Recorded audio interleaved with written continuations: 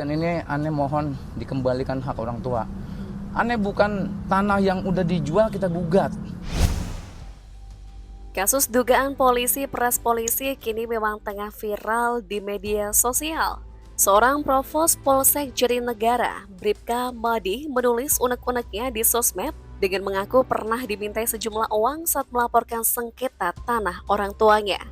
Belakangan perkara tersebut rupanya tak sesimpel itu. Bribka Madi menurut pihak kepolisian tidak konsisten antara apa yang menjadi curhatannya di sosmed dengan data laporan sengketa tanah terkait yang ada di kepolisian. Masalah jadi semakin runyam tatkala tetangga sekitar rumahnya juga mengungkap sisi mencengangkan dari seorang Bribka Madi.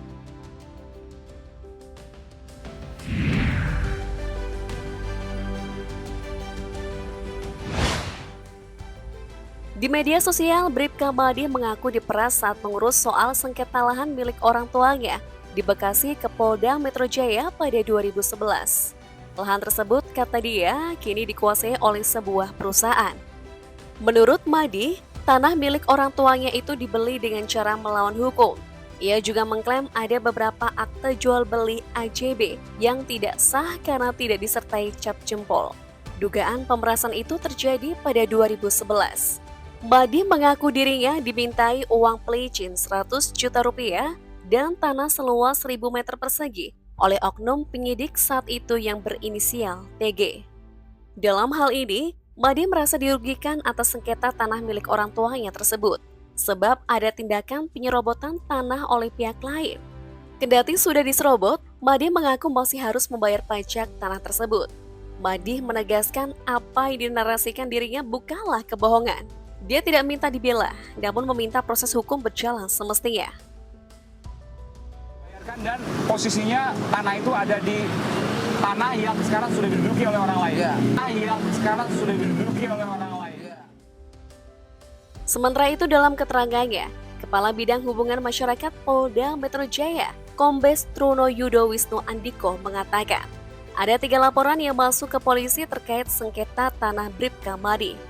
Menurut Truno Yudo, Bribka Madi mengaku memiliki tanah seluas 3.600 meter persegi. Namun berdasarkan laporan yang masuk ke kepolisian, luas bidang tanah yang dipermasalahkan hanya seluas 1.600 meter persegi.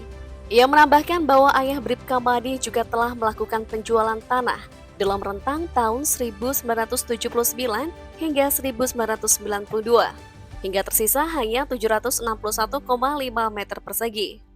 Berdasarkan data tersebut, menurut Truno Yudo, tidak mungkin penyidik di Polda Metro meminta bagian tanah seluas 1.000 meter persegi, karena tanah milik orang tua Madi hanya tinggal seluas 716 meter.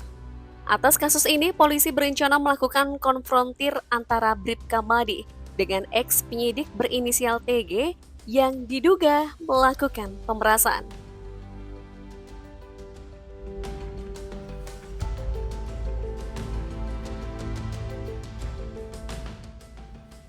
Selain menemukan adanya laporan sengketa tanah Bribka Madi, Polda Metro Jaya juga menemukan fakta jika Madi juga pernah jadi terlapor. Atas pelaporannya itu, ia pernah disidang karena pelanggaran etik. Dia dilaporkan atas dugaan 2 kali kasus KDRT terhadap istrinya. Truno Yudo menjelaskan laporan dugaan KDRT pertama terjadi pada tahun 2014. Saat itu, Madi dikenakan sanksi disiplin berdasarkan hasil putusan sidang Komisi Kode Etik Polri KKEP. Setelah kasus KDRT istri pertama berinisial SK, Madi kembali dilaporkan ke Propam atas kasus yang sama pada Agustus 2022 lalu. Namun kali ini dilaporkan oleh istri kedua. Hanya saja, laporan ini belum disidang secara internal. Alasannya istri kedua berinisial SS belum bisa hadir.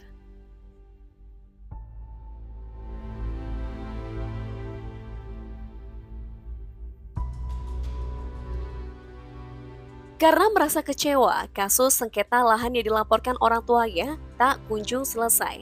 Madi kemudian memilih mengundurkan diri dari institusi Polri.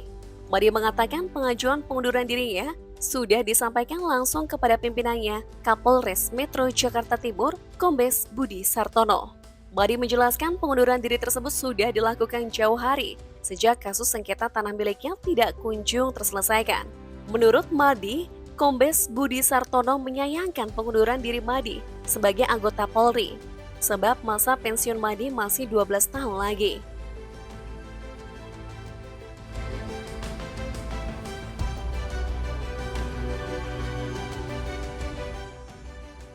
Pada awal pekan kedua Februari lalu, Bribka Madi telah diperiksa terkait pengakuannya yang diperas oleh penyidik kepolisian.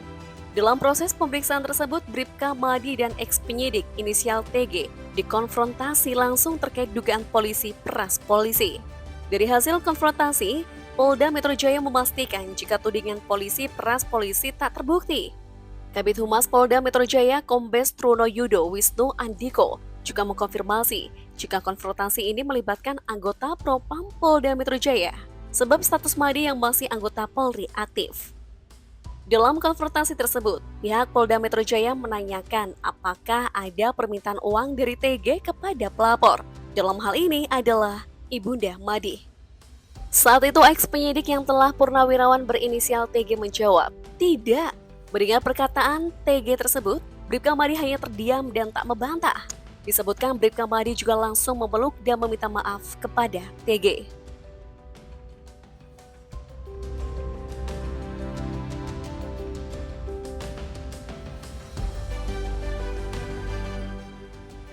Masalah Bribka Madi kini terlihat komplikatif. Setelah tudingan pemerasan yang diduga dilakukan oleh pihak kepolisian kepada ibunya tidak terbukti, kini warga sekitar rumahnya yang berada di Jatiwarna, Jati Asih, Bekasi, Jawa Barat, mengungkap fakta lain.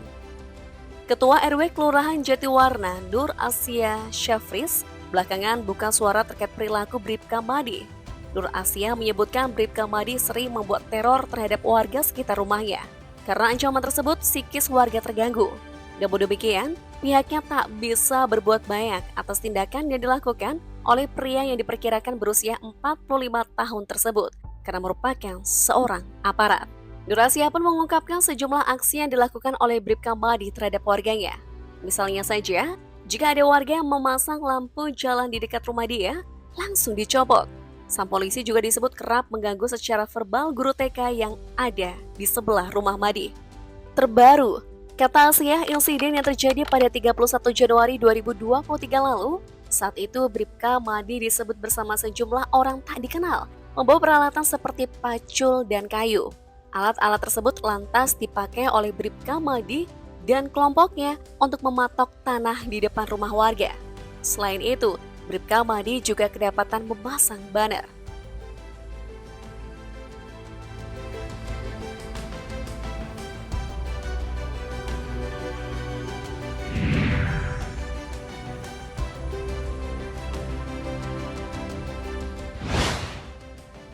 Nah guys, setelah mengetahui kronologi kasus polisi peras polisi yang tengah viral, apakah menurutmu polisi berupaya menutup kasus ini karena kasus pemerasan tidak dapat dibuktikan?